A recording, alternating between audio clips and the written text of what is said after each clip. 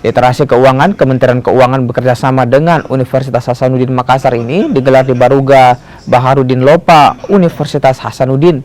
Selain menambah wawasan, dialog bertajuk Uang Kita Talk ini juga membahas tentang isu terkini yang terkait serta peran penting pajak dalam membangun negeri.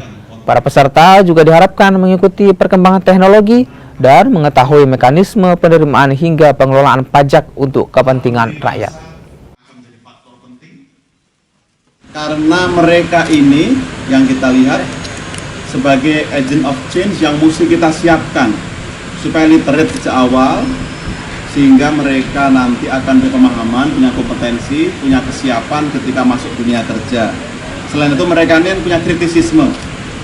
Kalau kita bekali dengan informasi, dengan perspektif yang baik, mereka bisa membantu pemerintah, membantu masyarakat juga.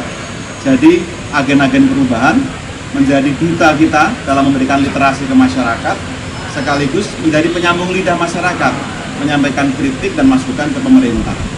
Nah, kita saat ini sudah melakukan di banyak tempat, seperti IPB di Bogor, Undip di Semarang, lalu UNER di Surabaya, dan sekarang di Unhas. Nanti akan menjadi diinterpretasikan ya, untuk kemudian kita menjadi bangsa yang maju. Tentu saja untuk menjadi bangsa yang maju kita perlu untuk menyiapkan sumber daya manusia.